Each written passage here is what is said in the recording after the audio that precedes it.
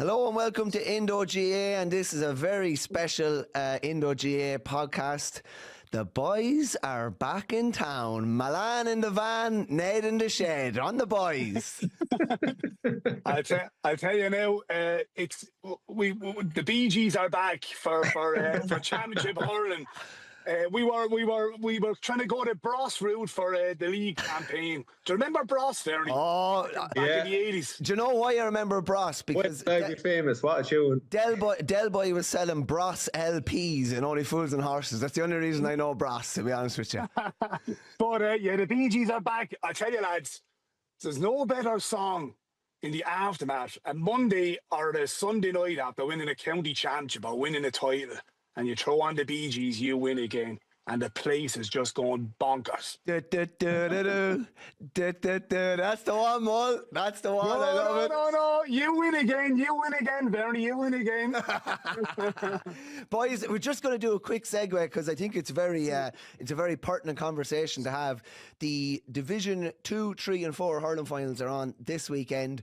Obviously, there's a big doubleheader in Páirc Uí Chaoimh the following Sunday, which we'll talk about. But we're delighted to have Fermanagh manager Joe Baldwin on the line. Joe, how are we getting on?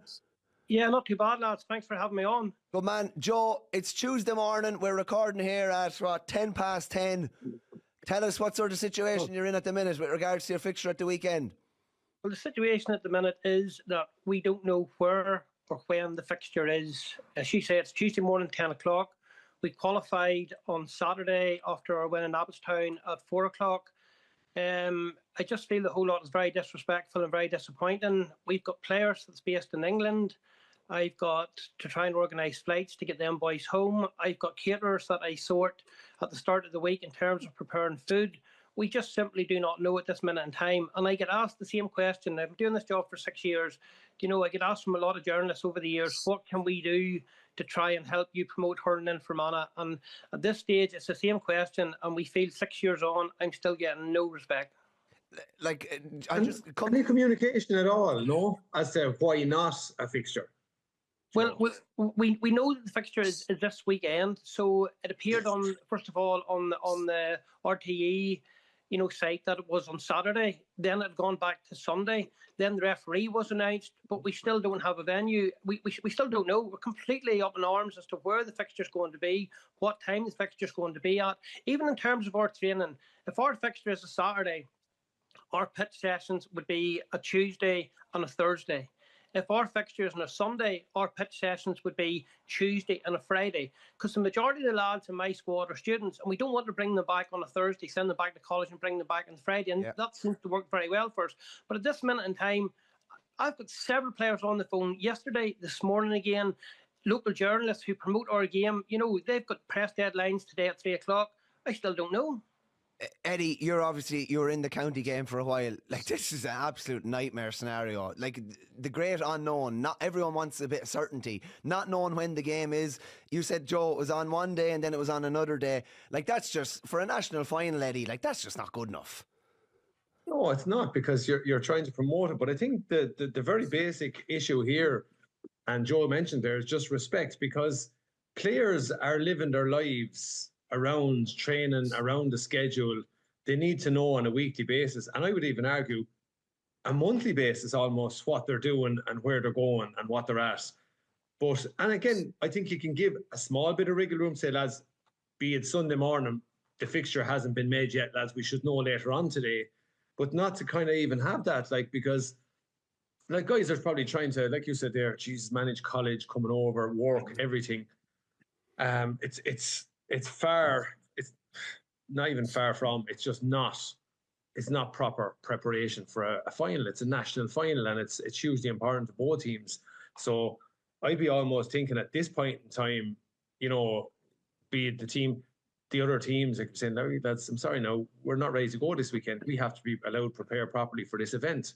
And it's beyond disappointing, and I think even the communication side of it. I mean, you'd love to know, okay, what is the reason? Why hasn't this been nailed down?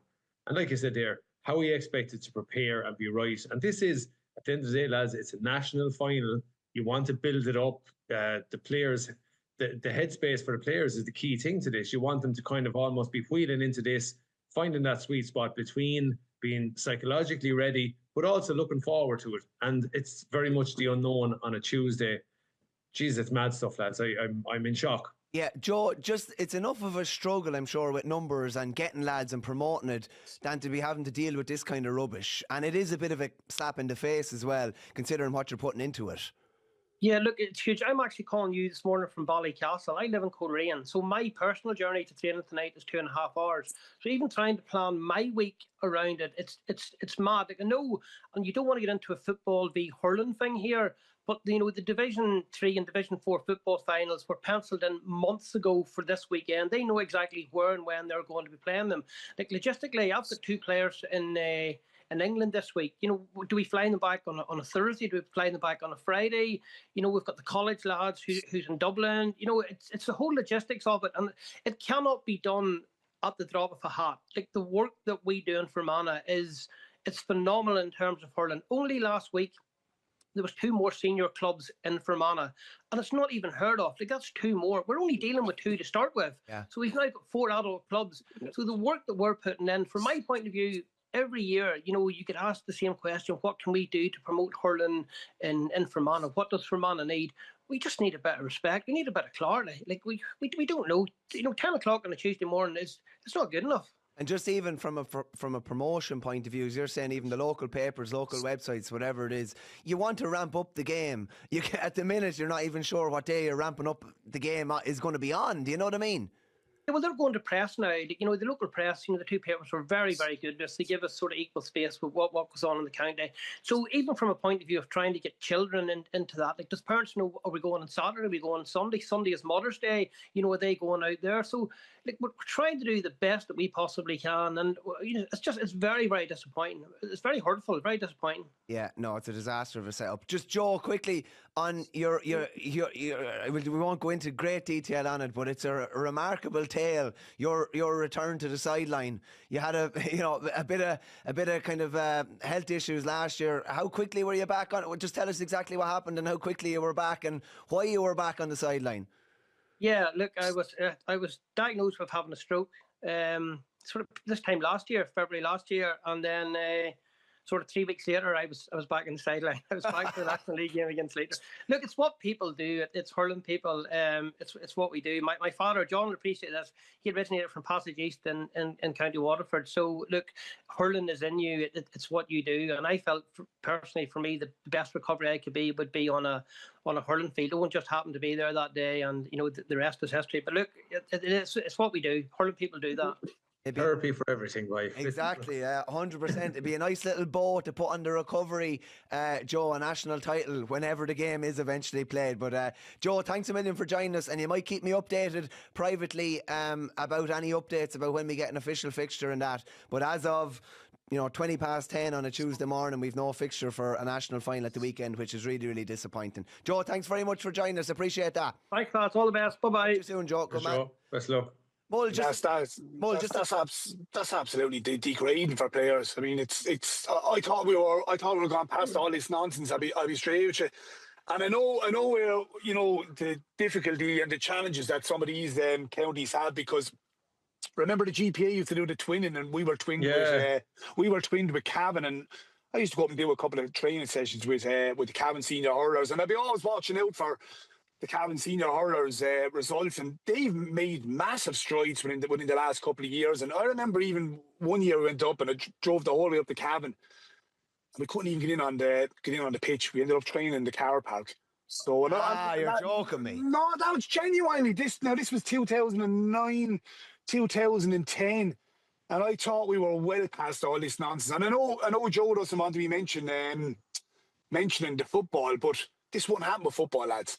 I mean, John, it wouldn't even happen in the top. But all the other ones, when you go on to, it's a great resource to have the GAA website for fixtures.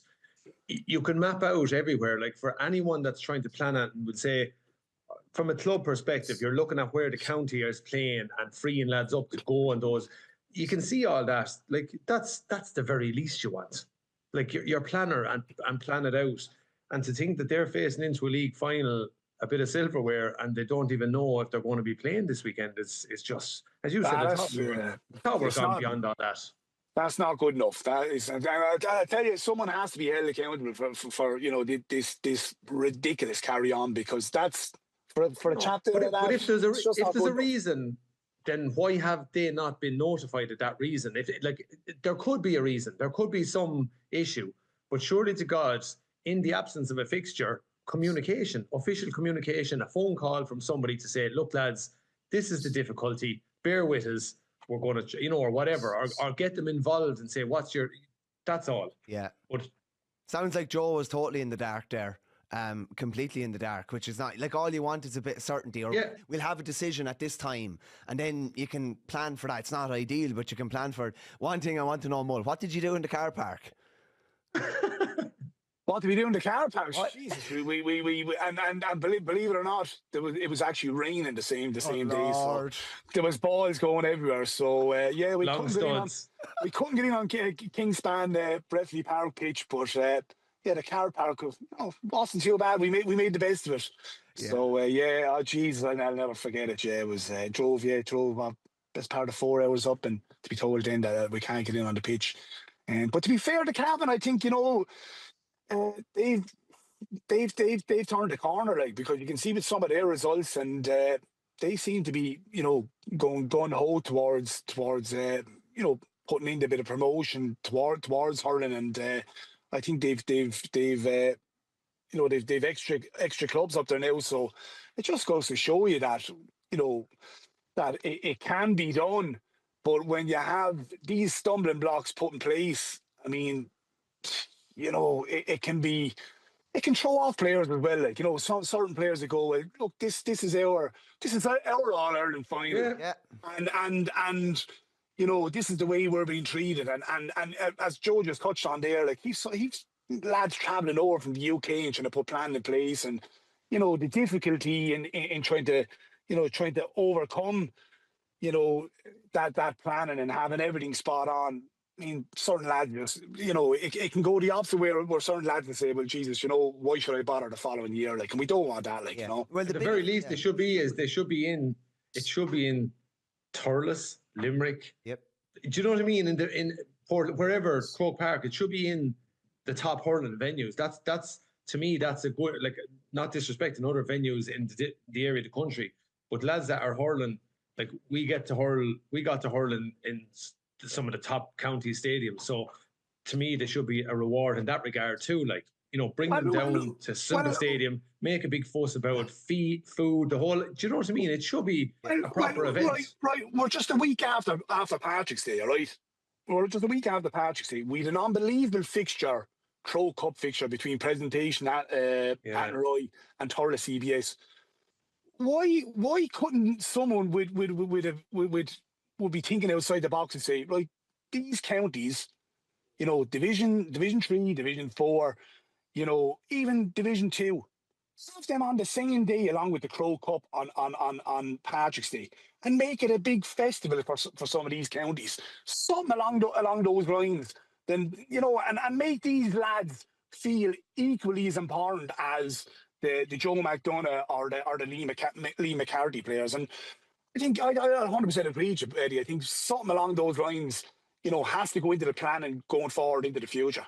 I know that Laurie Marr and Nicky Rackard, etc., are all played in Crow Park, but the Division 1, 2, 3 and 4 football finals are all played in Crow Park. Is there any difference between a national final in hurling and football? I know they're lower grades or whatever. It's nice to get an eye-opener into what hurling is like at that level. I'll tell you a quick one, lads, actually. I was chatting to the London senior hurling manager, Neil Rogers. They're playing in a Division 3 final at the weekend. And, like, when you're in London, obviously, you're travelling for half your games, all sorts of different logistical problems or whatever, booking flights and whatever.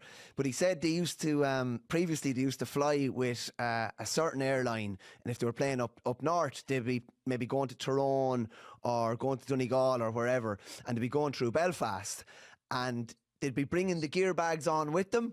But you know how bulky the helmets are. You wouldn't get the helmet. You wouldn't into the carry-on. Yeah, into the carry-on. It would stick out. So he said this happened 3 or 4 times. that the boys had to wear their helmets onto the plane. So they had to take out the helmets out of the bag, wear them while they were boarding, and then take them off and hold them on the plane. But I just thought, like, geez, lad, like, this is something no other county team would ever even have to think of or consider. Imagine the smell on the flight of the sweaty helmet. Because remember when the changeover, remember the helmets became compulsory, and some of the Waterford hurlers and that were like, well, you know what I mean, lads that didn't wear helmets, and yourself, like Kane and Dan, and even some of the lads are wearing the helmet around the house to kind of get used to it, you know, to get used to, you know, what way the helmet would feel on their head. But that piece on now, that helmet, going into an airport, not to a flight. Yeah, because otherwise the bags wouldn't fit in the thing up the top of the plane. Like, it's gas. That's brilliant. That's brilliant. I got some laugh out of that now. We have a piece with Neil. He's actually from my own club, Neil Rogers. He's from Burr. There'll be a piece in Saturday's paper as well. But it's just a little eye opener into some of the problems that other counties face. Just a quick one, Mull, because I mentioned it at the end of last week's show, and I think it's quite appropriate to bring it up now. There's a good few teams on training weekends or training camps at the minute. Eddie, glass ceiling shattered. Stone Cold Steve Austin's music is playing in the background here. Kilkenny have gone abroad for the first time ever. Gone to Portugal. I think they departed on Saturday and they're out there till Wednesday. We'll go into that in a second. But Mull, any good training camp or warm weather training stories? I can remember one in particular that you might have mentioned about the bull feeling and a phone. Yeah. Well, he won't like. But look, geez, this is a great story. I mean, the bull would go through. Jesus, I mean, he'd go through about 2 or 3 phones, and I think he was onto his. I think he was onto his third. I think he was going to media or whatever. And you know, back in 2007. I mean, a phone bill back then was colossal. Like, I mean, it was nearly €3 a minute to phone home. So the bull had a phone, and we were all phoning home, and you know, phoning wives and girlfriends and all that. And so I say to the bull, can I have it in your phone, and so you'd ring home, and you'd be home and ringing for about 10 minutes. Next thing, the next lad, bull, can I have your phone? And next thing, the boy's ringing, and the phone would be going over and back. So we were coming home, and we'd the cars parked at the other side of the bridge. You know, cars parked getting off the train or whatever. I'd say the phone bill must have been up at about $1,000. I'd say easily $1,000 with lads ringing home and watch, and we were coming over the bridge, and the bull just got the phone and he looked at it, and he just got it. And he just threw it into the river. I won't be needing that anymore. And I can only imagine when the bill came in, I'd say, you know. But Jesus, that was one of the great stories. He won't like me for that one now. But Jesus, a great. But that's the type of character, and that, you know, that's the type of the stories. But I wouldn't delve into some of the stories that any of the other stories. But yeah, the training camps, you train three times a day. You'd get up early in the morning, you'd have the breakfast, train in the morning, 9 o'clock. You'd go back, get in the pool. Sometimes you'd have a gym session, you'd have a lunchtime session, and then, you know, you'd have an evening session. So you try and clamp in about 3 sessions, all in good weather. Pitches would be immaculate, like a carpet. And then I suppose, look, back then, I suppose, look, you know, you're probably about 3-4 weeks out before a championship game, and I suppose if you're after having a good week of training, you know, you'd be allowed out to Saturday night before you go home, of knowing that you're after having a good week under your belt. And I think even back in 2007, I think the FA Cup final was on. Chelsea were playing. I think we were playing United, and, you know, Justin, to be fair to him, said, well, look, lads, you'll have to put it in all week, go off and enjoy a few drinks. And lads went buck ape then. Yeah, well, the old saying, Justin's old saying was, lads, keep it tidy, you know. So Joe Dooley used to always say, have a few bottles, be clever about it. That's the way he's... Eddie, it's just bottles. You never went abroad or anything like that, but you would go to Carton House or Seafield or Fort Island or wherever. Did you enjoy, I know that might have only been a weekend or whatever, did you enjoy the eye-opener into how a professional would train. Do you know what I mean? Train a couple of times and your sole focus was just on hurling or your sport. Well, if we had an internal match, you weren't fit for much after that. So the 2 other sessions weren't a runner. No, hugely important. I think the value of it is massive. Like, I know myself, even we were told that the reason we couldn't go on warm weather, we were asking, we used to be, what's the story with that? And everyone else would be going. We'd be like, Jesus Christ. And I know there's too many teachers in the squad or whatever. Like, you know, this is the excuse we get. Hello, Easter. Yeah, hello, Easter is right. No, and I got away myself. Even I remember, you know, 06, 07. Hey, I tell you, Eddie, you're gonna set off Mullane here now, because the boys, the Waterford boys, wouldn't get a chance to go off on a week's sun holidays before the Munster Championship. Yeah, well, we had the month of May. Do you remember that? Like, Yeah, the league was to finish, and then we were back with our clubs nearly for a good bit of May. You get 2 or 3 club matches. So I remember seeing the opportunity. So it was massive to get away. And I remember even going over, you train a couple of times. I trained myself, the sea recovery, just the nice warm weather. But I can see the value of it. And we went down to Seafield a few times. I used to love going down there because it was just go off on a Friday and we'd be home on the Sunday. Or then we used to go sometimes for just an overnighter and back late Saturday evening. But the value of the guys being there together, I can tell you now, there was never any beer, because obviously you're on a weekender and you're just looking to get something out of it 2 weeks, 3 weeks out from a match. It was kind of a little routine, like 3 weeks out from a championship match. That was from the All-Ireland or whatever semi-final, you do your prep. It was brilliant. But just in each other's company, messing. There used to be, I think, a PlayStation soccer matches to go on in one room. I remember when TJ arrived into the squad, there was 8 controllers or maybe 10 controllers brought into one room. And I think there was a funny story one night that Cody had to come in and blow the whistle on the match. Like, you could hear it going on, and it was gone to extra time in the PlayStation, and Tommy, TJ, a few of the lads, it was all out. Like, it had to be won. So, but yeah, look, I can see it. And I see this year, Derek has taken that decision to go with the Kilkenny squad. I think he's dead right.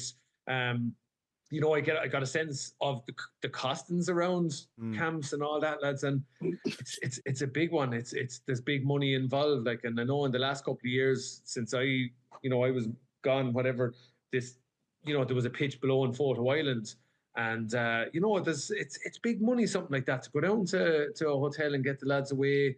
You kind of don't realise, like, food 3 times a day, snacks in between, all that kind of stuff. So.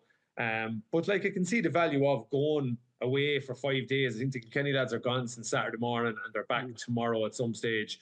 So that's 3 or 4 days together away, warm weather, a bit of crack, and just in each other's company. And I think probably the meetings and the spirit that you can get out of that is invaluable, especially like where Kilkenny are at the moment. There's lots of talk. So to be able to go off and insulate yourself and away from all of the talk and just get your heads tuned in. And I suppose the meetings are probably important. I don't know, from Mull's point of view experience, I think the meetings will be important because that sets the tone for the Galway match on Easter Saturday and then Antrim the following week, and it just sets you up. Yeah. Boys, obviously the regulation stages of the league finished last weekend. It was kind of a de facto semi-final between Cork and Galway. Cork are probably a good starting point. I know you did a column on them in the Independent a couple of days ago, Eddie. We'll come to that in a minute. Mull, they're motoring very nicely. There's no point in saying any different. It's early, but they're motoring nicely. How important would it be to get their hands on silverware at this time of the year? And I'm even thinking from your own time at Waterford, even in 07, how important was it to win a national title as a springboard to other things? You went on and won, obviously, the Munster later on that year as well. They're going to be going gung-ho for this. You get something on the table, and then hopefully you go for Munster and try and get another trophy on the table. But they are motoring very well. Well, I done a column, 2 or 3 Saturdays ago, and I remarked that it just has that air of 2004 about them. You go back then, Cork were after losing the All-Ireland in 2003. They're probably 2 or 3 players short of getting over the line. And, something similar is starting to play out here. I just think they're primed to go and win the All Ireland. And I think they're primed to nearly go and clean the decks this year. I even said it back, as early as January when they came down and played in the Brian Greene and the Waterford Hospice match. The embarrassment, the riches that they had back then, and I just thought that everything is in place for them to go and attack this season.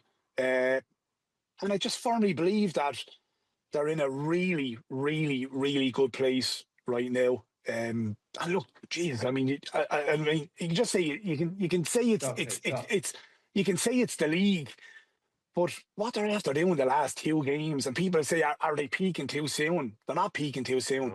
No, These boys are on an upward trajectory, and it's frightening to watch what they've done the last two or three weekends, banging in 10 goals. Conceding none as well.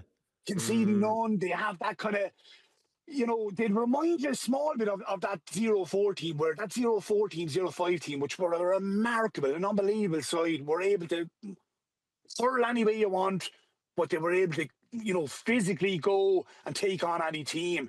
And I think this Cork team now have everything. I think they're after developing now where they can go and mix it anyway.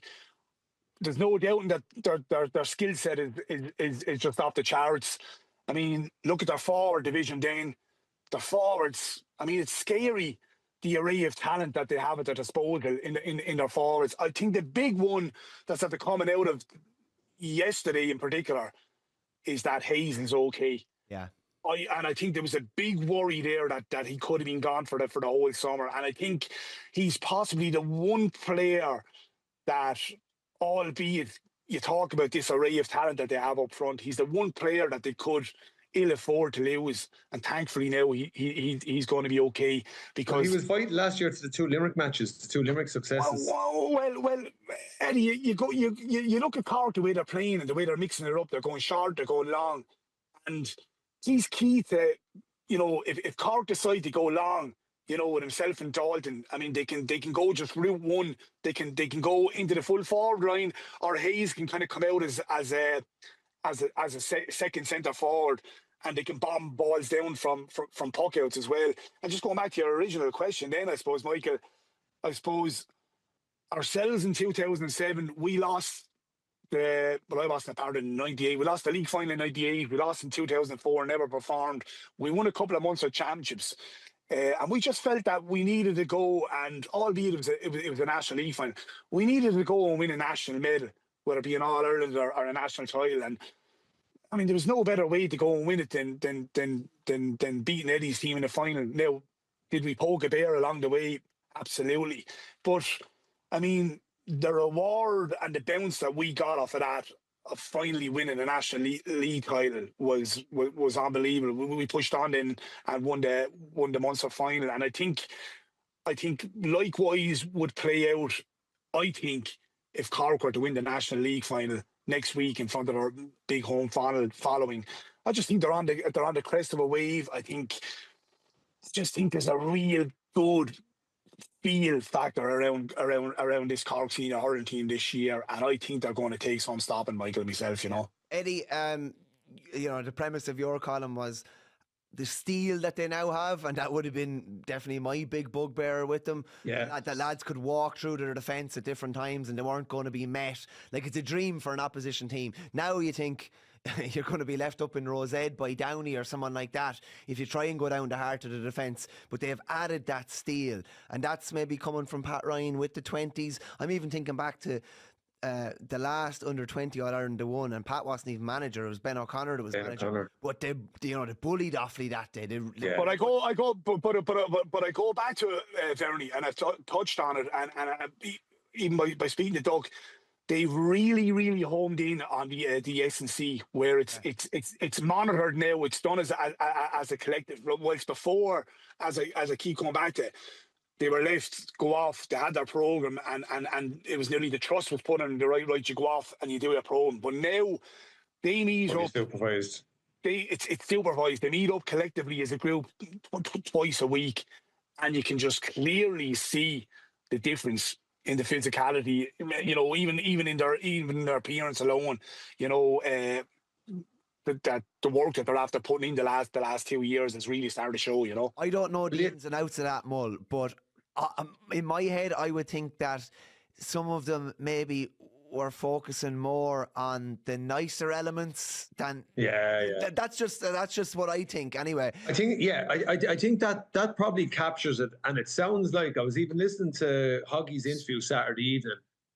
Much the same as in Tipperary. I think someone in both camps has absolutely, in a meeting, called out some home truths, I think, to the group. In that, it sounds to me like they were saying, are you happy to be involved in the county squad, lads? And I think that's something that you could say, looking in from the outside, that sometimes that Cork team, and we've talked about them high up and low down, since probably 2013, there was a bit of a gap. Then you move on to 2021, where they went to that All-Ireland and just got absolutely pushed around Croke Park. So I think the question was probably levelled at them internally, maybe from Pat Ryan or someone, to say, right, boys, we're floating along, it's lovely, we're getting all these, you know, getting to All-Irelands and grands. There's no cups on the table. There's no silverware there. And now it looks like, and it just took that from Hoggy's interview, and the same in Tip, I think someone has called it out. So what you now have is you have a kind of a mean streak about that Cork team, right? Last year, very close, almost got the job done. Very, very close to doing it. But definitely this year, and I look at the two cornerbacks, they're touch-type markers. But just the other night, I thought it was mad stuff, whether it was a bit of Galway. Galway were trying to kind of peel off on the inside, which is a very hard thing to do if you're inside the 21 and get that ball over the top. Several times I saw O'Leary and Donoghue coming out and taking that ball here in front of their man and being gone with it. Rob Downey is hitting that sweet spot now. I think Cork have settled down their team fairly strongly. You're probably going to see Owen Downey will slot back in. Cahalane, Jesus, he's still hanging in there, and he's a tough yoke, isn't he? Like, and I know there's been tough days for him, but I still think he's obviously a bit of a leader in the group as well. He's still sat in there beside the two boys and done a job. Joyce at wing back. I think Mahoney has settled into midfield. That's the combination. You're probably looking at Coleman. So what Cork have now is arguably a settled 9 up to midfield.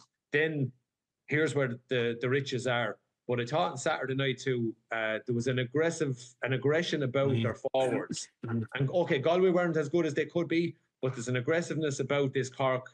They seem to be a bit savage. And look, this is what you'd expect. They have been left short a couple of times now, so there's a lot of hurt there in that team.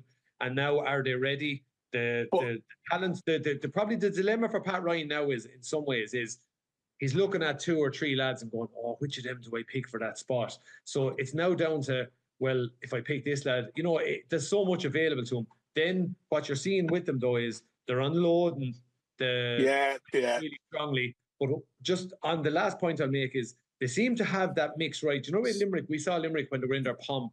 They were able to finishers. Starters, finishers, right? And they've gone on from that. Now Limerick have a different challenge. But Cork seem to have a tactical setup whereby the 3 are deep inside, the others are opening up a monster of a gap between the half-forward line and the full-forward line. They mix it up nicely with, okay, let's go along, as you said, get Hayes out there. They attacked Diarmuid Burns, no less, a pillar of the Limerick team last year, and got joy out of it. They can work it out short, go into that space, and then have the half-forwards come and running off the shoulder, or they give it to the half-forwards and they break through that line and carry it into that space. So they look to have it, but like we said there, they look to be in a real good place. And right here, right now, they're getting my Tip to win that league final. I think they are a little bit more ahead of Tip, but we're going to see sparks in this. I think it's going to be a real edge of your seat league final down in Páirc Uí Chaoimh. Going to be a massive crowd down there. It's going to be some occasion. But you know the one beautiful thing that they have, and you just touched on it there, and Sheedy touched on Lee Sunday, to be fair to them, they have the appetite for work when they don't have the ball. Right, so now Pat Ryan has the luxury of saying to his players, right, right, particularly up in the forward division, right, he's saying to himself, right, you can now, right, I want you to go and attack the first 40, 45 minutes. And knowing then, right, with the appetite of hounding defenders, work when they don't have the ball. And that was evident. That was evident the weekend, and it's been evident in the previous games. And knowing then he can say to the other 4 or 5 lads that come off the bench, right, he go and finish the match. And if you were an opposing defender and you're seeing the likes of Alan Connolly, Seamus Harnedy, Healy, Kingston coming on full of energy, a ball of energy, and your tongue is hanging out after being hit for the best part of 45 minutes, and these lads are coming on. And every one of them Mull up on a Honda 50 booting around the place. Like, you know what I mean? Like that's the thing. They're not coming in just they're coming in to run amok. And the last point I make, and we touched on it earlier, they're banging in goals, lads. They're hungry for goals. You look at even like Tim O'Mahony, marauders through like that, Dara Fitzgibbon. Like both midfielders got in for goals the last day. So, I think that's the critical piece. And I'm a big fan of Connolly because he's so direct. But they have all the armoury now. The dilemma for Pat Ryan is just on any given day picking the right lads and that they're clicking for him. But they definitely look to be. And another thing too, Muller, you know this probably better than I do. And I seen the impact of it. I remember when Satanta got the goal against us in 03, the whole stadium lift. The Cork supporters are right in behind these lads. Yeah, massively, yeah. And that's a huge thing to have. Like they talk about, sometimes I think the 16-man is a bit whatever, but they have a massive crowd behind them. There's a massive appetite on the pitch. The appetite being shown on the pitch is creating an even bigger appetite in the stands, which is a help. Now, boys, now maybe it's because I have skin in the game. I wouldn't be totally happy with the league final fixture and the venue at all, because I think Cork and Tip would sell out Páirc Uí Chaoimh by themselves. Yeah. And stand tickets are essentially gone already. And Verney, I know for a fact there was 1 or 2 lads on to me last night wanting to go down to watch specifically to watch Waterford and Offaly, and they can't get tickets. Yeah, I mean, so there was no consideration. You mean you're talking about the Joe and the Fermanagh players? There was no consideration, I think, to bring Offaly and Waterford down there. That's grand if Waterford supporters have an allocation of between 3,000 and 5,000 tickets, and likewise Offaly. But now you have a situation where, I mean, we've Waterford supporters up there. We last weekend, albeit I think there was only possibly 2,500, 3,000, but went up. It was freezing cold up in Welsh Park last weekend. Lad travelled up to Antrim, went to the Dublin game, travelled up to Westmeath, travelled to Carlow, and here they are now to find themselves in a situation. Waterford are in a league final and they can't get a ticket. I think that's wrong. Logically, right? You said it there. There's every chance you're going to have at least 40,000 at Tip and Cork alone. Yes. Right? At least. No problem. Then why not, logically, could we not go Saturday evening in O'Moore Park or Nolan Park with that one? It would make sense. If you had 26,000 inside Nolan Park or whatever, 25, 30,000 in O'Moore Park, wouldn't that be a massive atmosphere? And you're half in the road for both sets of players too, or even go Thurles on Saturday evening. Do you know, it just seems illogical.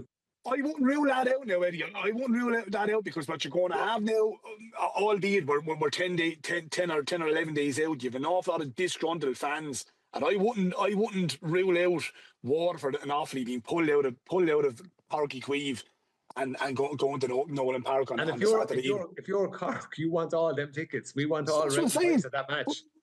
Yeah. Now, from an Offaly and Waterford point of view, if you are able to get a ticket, you'd only love to be able to watch the second game as well or whatever. But I know anecdotally from chatting people at home, it's very, very difficult to get your hands on them. If the games are in Croke Park, no issue, because there's going to be any amount of tickets. Do you know what I mean? But there is an issue in Páirc Uí Chaoimh. There's no point in saying any different. Like, I think Tip and Cork would bring 40,000. I'd be reasonable with what Offaly and Waterford would bring. I'm thinking more something like maybe 10 or 12. Being honest with you. Yeah, and you're going to get a bit like what do we want ultimately? Okay, there's the coverage side of it, but we also want to put fans at the matches. And I think that's the big one. Can you imagine if you have maybe 25, 30,000 going watching the Offaly and Waterford match? And like we said earlier on, we talked about the Division 3s, have one of them as the curtain raiser. Like it seems a logical thing to do. And I think the GA are missing a little trick in there, because we talk about attendances. We want them at, we're on a small window of big matches, and here was a good opportunity for a Saturday night and your big match on Sunday or whatever it is. Yeah, that would have been my reading on it anyway.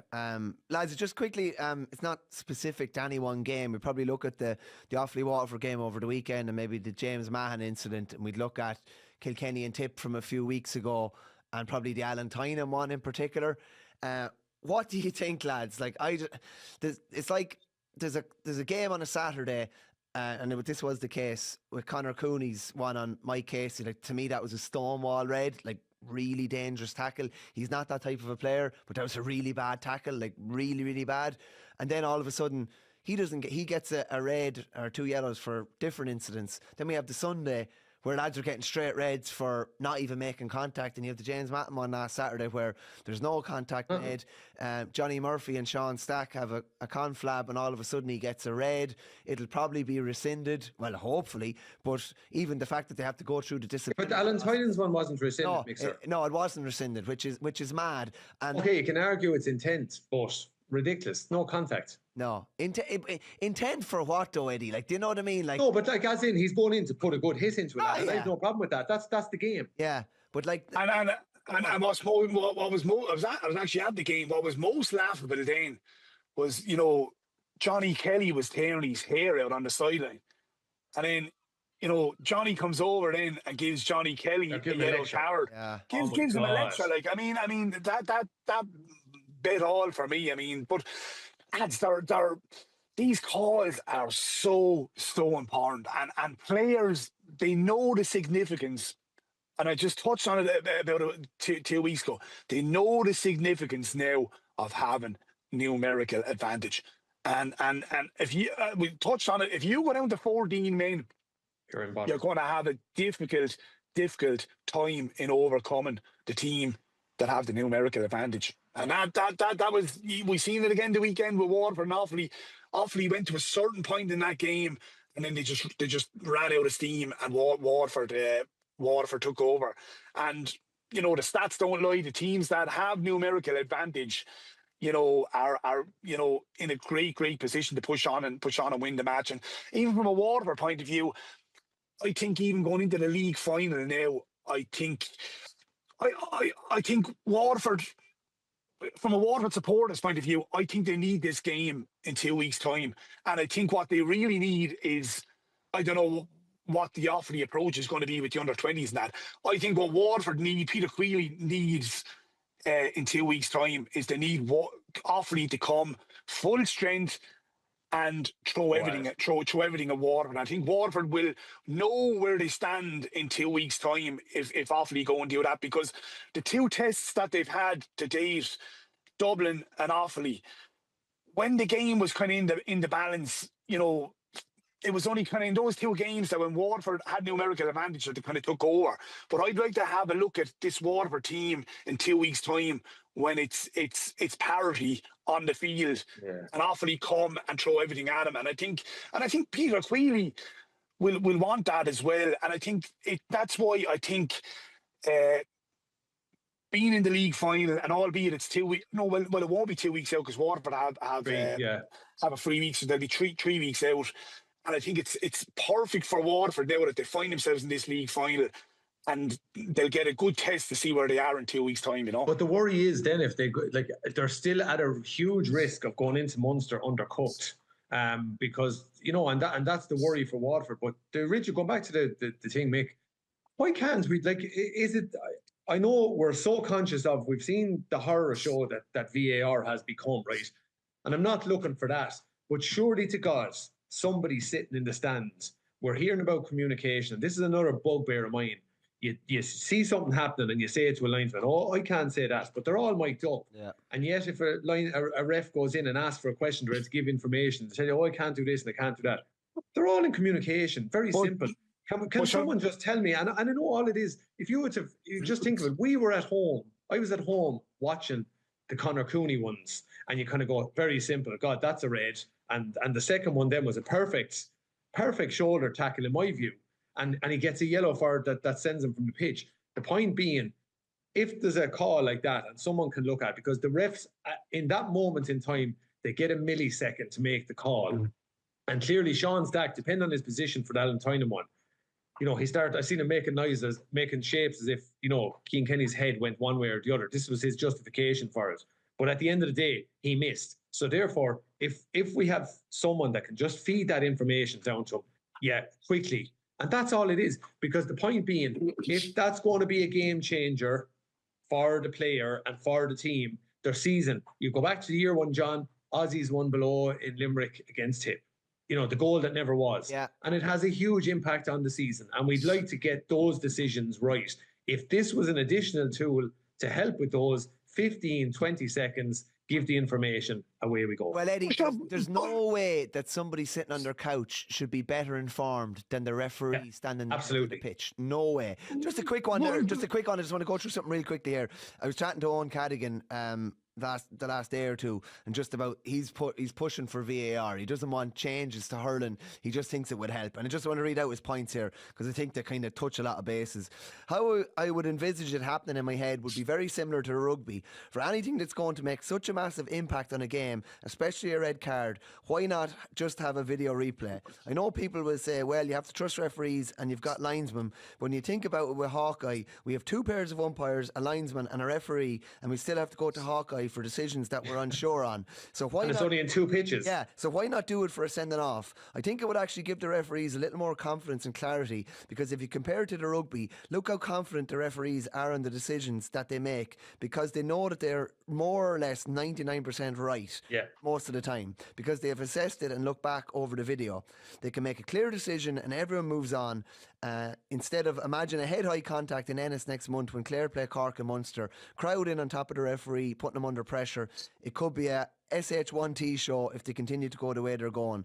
Obviously, you want it to be safe, but you also don't want to destroy the game and have fellas sent off in the wrong. And the other point he made was that in the time Johnny Murphy consulted Sean Stack, that time was probably about a minute, I'd say. Like the replay. Go and look at the replay. It's the same. It's not going to take much more time. Well, I get it, Eddie. You covered it on TV, and I think you done one or two gigs on the radio as well. All right, I'll give you an example. The radio, right? When you're doing the co-com, I could be up to a Porrick Lodge, and you'd have the TV monitor in front of you. You're watching it live, and you've got to act straight away, right? So I might even get something wrong scanning down on the field. In my commentary, you look back at the monitor straight away, you have it within 20 seconds. You have it within 20 seconds. So I'm able to change my mind within 20 seconds. So if don't tell me someone can't relate that back down to the man in the black in the middle, a little some into the ears here, right? Johnny or Sean, come over, have a look at the monitor, a quick look at this. It's not a sending off. Comes over, has a quick look. This can all be done within 60, 90 seconds max. And I actually think it would actually add to the whole occasion. I think at least you're getting the decisions right. Yeah, you're getting decisions right. And we're not going to it every 5 minutes or anything like this, lads. It's big game-defining decisions. The Aussie ghost goal, the James Matten sending off. It's big decisions that are... It's not like, whether a ball was a hand pass or not in the middle of the pitch. Do you know what I mean? It's not that type. You've often heard me reference this one. I was in Croke Park the day that the Limerick minors were done and it was a foot inside the post. Myself, Liam Sheedy and Michael Lester were sitting there watching it, and we're like going, and the goalie almost put his hurl on the crossbar, and next thing the umpire whatever waved wide, and obviously the sun can get in his eyes, whatever, I'll give him the benefit of the doubt, but then Hawkeye had to be stood down, and we were like going, Michael Lester once says, even I remember saying, Jesus, is there anyone I can ring? Like, because we could see it, and Galway went on and won that minor All-Ireland. Yeah. And it's just that. If we can get those decisions right, nobody will argue. Not the team that, Limerick paid the price for that. I think if in that scenario, that example, if they didn't and they get through, Galway won't argue that because the decision was right. Yeah. And that's all. And particularly, lads, if the decision is wrong, and a team goes down to 14 men. We now know the value of having an extra body on the field. I mean, and we've just we've got to try and avoid that going into this year's championship because there's so much at stake. But the reward of having an extra body on the field and having that extra body off the back of a mistake being made is just not acceptable. Also, I think it's a point that shouldn't be lost here, lads, though, as well. I'm seeing a nice bit of it. I think we've touched on this over the last 2 years, though. There's players kind of gamming on, and you can say, don't blame the player, blame the game. They know that too, and they get a hit, and they go down, and it's all a bit of a fuss. And I don't like that either. You know, Cian Kenny went down relatively soft for the Alan Tynan one, and he got back up straight away. I'm just using that as an example. I'm not trying to... But you don't want to see like players doing that. Like, it's a good manly game, and that's what makes it special. We don't want to see that other stuff creeping into the game. You want lads to, you know, if a lad gets a good sog, so be it, he goes down. But it's not just this rolling around and then suddenly like I thought the Murphy one there for Conor Cooney's second, the crowd kind of start jeering and your man was lying on the ground and he got a good hit. I mean, I'm sure it hurt, but like he didn't get him in the head. He got him flush on the shoulder. And you just want to see lads kind of, okay, roll over, get up and get on with it. And even I've witnessed it myself being at games where players are running over the referee. Yeah. That's a red. Looking he's for on, he's on a yellow. He has to go. We need to cut out all that nonsense, you know. Yeah, there's an onus on players to cop on a bit, lads, as well. Like, there's I don't know. There's a bit of, I don't know what you'd call it. It's a bit of respect for the game as well, that you're not acting the maggot like that. We're the very people that for years gave out about soccer and to carry on. Yeah. And here we are now. It has definitely become, it's there. And I'd argue it in places it's being coached. And it's just not a good look. I'd like to see that nipped because you want lads to play it in the spirit of the game. And in fairness, I get the other side of it. You're kind of going, well, if the ref has to make a decision, he has to make a decision about a lad fouling, persistent fouling, that type of thing. That's a different sphere. But when you get a lad getting a hit or whatever, like, you know, just we want that cut and trust of hurling. Yeah, and there's a difference between like buying a free and being cute. I love cuteness. Like, cuteness is like the ultimate compliment. Like, James, if you told me what are the two greatest compliments to have as a hurler, that you have good hands and you're cute, that is it. No, you don't mean cuddly. Yeah, exactly. But there's the massive difference between being cute and, you know, feigning injury and going down and acting a maggot. Boys, just on Limerick over the weekend. And John Kiley was fairly animated after, and he said it's the biggest challenge that we've had so far. I'll start with you, Ned. Whatever about one bad performance against Kilkenny, they definitely wouldn't have wanted two. And I contrast this to other leagues where they haven't performed particularly well, 21 and 22, but they still finished the league strong. They didn't start well, but they finished it quite strong. Whereas now they're kind of sleepwalking into Munster. They have a month to prepare, and that's kind of great. And I'm sure the in-house games will be brilliant. But they finished the league really badly. Like, terrible score they put up. Very few scores from play. Like, Wexford should have been out of sight, should have beaten them 15 or 20 points. Any element of worry here, or where do you kind of stand on Limerick at the minute? I think we talked about this earlier on the year. Maybe not with the two EUs. I think it's something I touched on, and maybe last year as well. The challenge now is for John Kiley and his management team, right? We talked about the pillars of this Limerick team. Now, the biggest challenge for John Kiley, because Limerick are gone from 2021, 2022, when this group was in their peak. They had their starters, they had their finishers, they had guys in the peak of their powers flying. Now everyone has analysed them upside down. We're now 5 years down that track. Everyone has analysed them. Everyone has looked at the guys and how to attack them and all that. So for me, it comes back to this. He has these ball young lads coming through. Now for John Kiley, and this is where I relate to my own experiences, that Brian Cody was very good at this. He could turn around and look at a guy who was one of his trusted lieutenants and say, I think he's done, or I think he's slipping. And I think that's where John Kiley is at now. For Limerick to go on to that next phase, they now have to tread in 2 or 3, 4 new guys into that team that are going to bring the energy, be it Adam English looks to be the front runner to go in there. Because what has emerged is that it's not that they're not training hard, it's not that they're not buzzing or anything like that, but they just might be just energy levels have to not be the same. Motivation has to be not the same.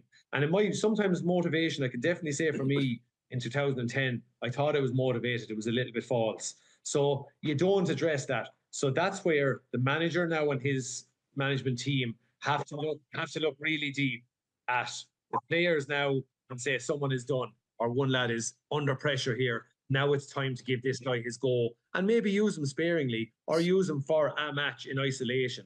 And I think that's where Limerick are at the moment. But there's worrying signs in that regard. Now, maybe we can say there's in a heavy block of training.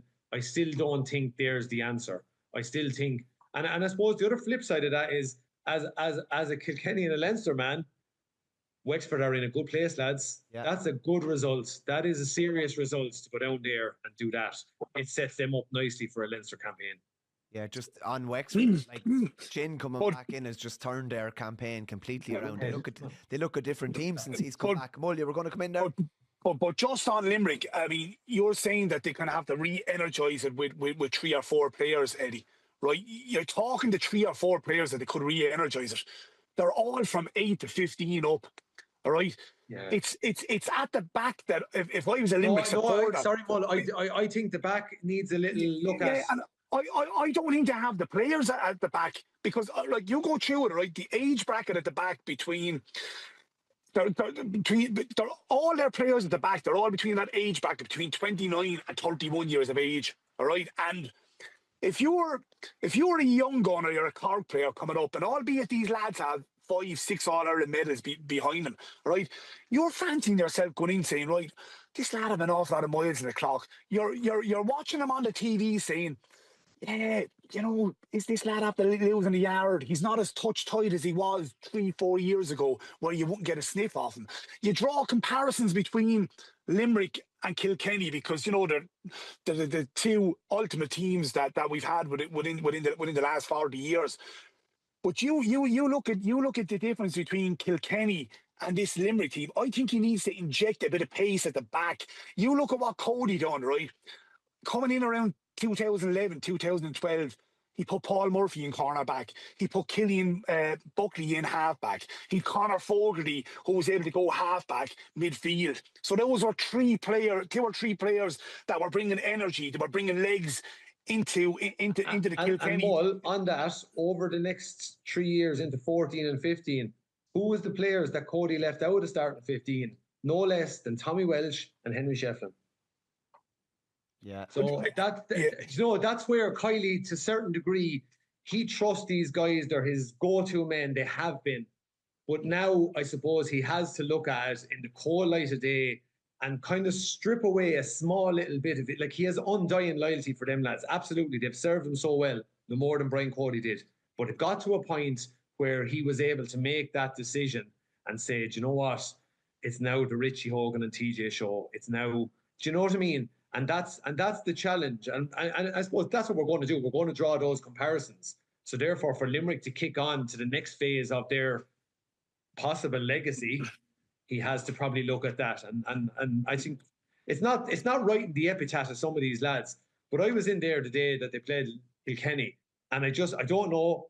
There was a whisper that they trained above in Kieran's College that morning. I'd be surprised, but I thought that day. Now, Mike Casey was coming off a heavy hit 7 days before it, and Sean Finn. They just looked a little bit leggy. They just hadn't that, that usual composure and energy that they bring.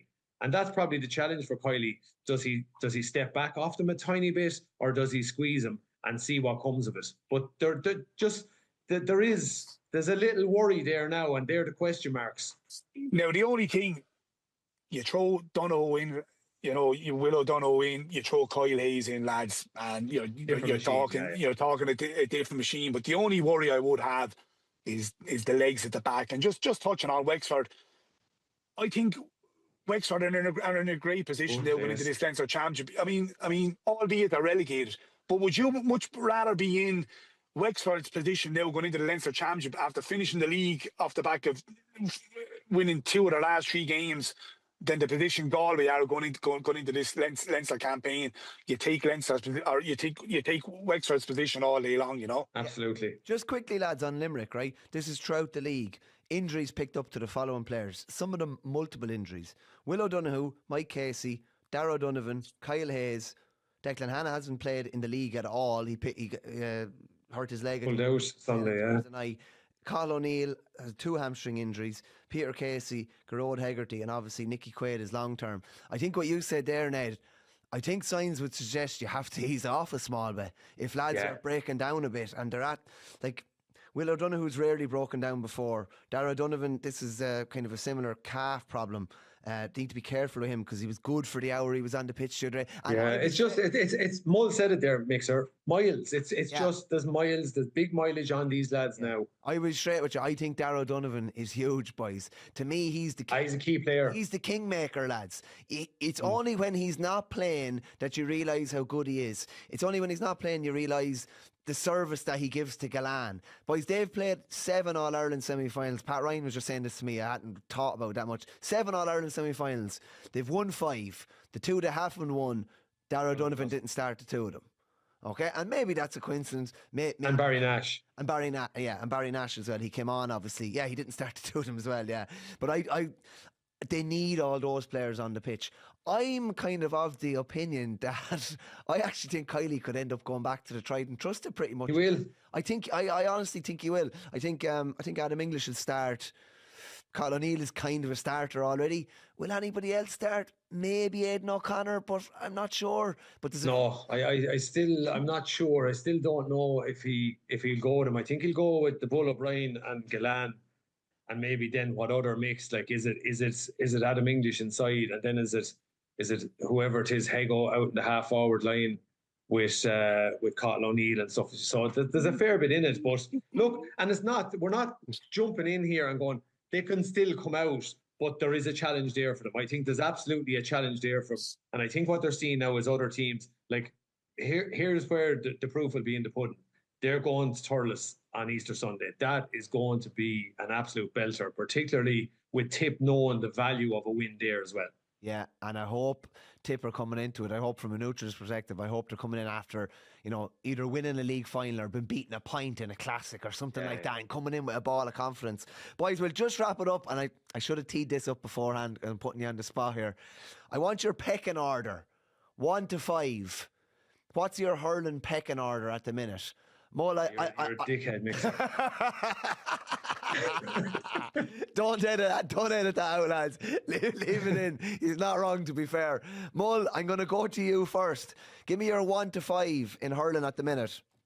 Cork, Limerick, Clare, Kilkenny, Tipperary. Wow, okay. Just Mull, that was defiant. In fairness, I like a man that doesn't mess around. Eddie? It's not far off that now, to be fair. It's the order. I'd go Cork, Tip, Limerick, and Kilkenny and Clare. Tip number 2. Current form right now. Okay, that's going to manifest when we see it. But to be fair, they're the 2 teams that are trashing the best at the moment. Now, obviously, like that's going to change very quickly. I'd almost put Tip and Limerick on a par, and then Kilkenny and Clare coming. I think it's topsy-turvy. I think the big thing is for Tip, and I think this is the massive challenge, right? Tip have the league final, which they have to try go and win. But Tip have not beaten Limerick in 13 competitive matches now? Yeah. There's the holy grail for Tip right now. Yeah. Okay, like you said there, a big performance in a classic, be ready for Cork, because they have to go to Cork the following week after Limerick. But I think this is line in the sand stuff for this Tipperary team now with Limerick. Yeah. Coming to the stadium on Easter Sunday, that's their Everest. Boys, it's been an absolute pleasure. And lads, the sun is starting to shine outside the van, and I can see the sun shining outside your house too, Eddie. We're nearly there. The top of the ground is nearly upon us. The session head say in Waterford, Muller, the boom is back, boy. The boom is back.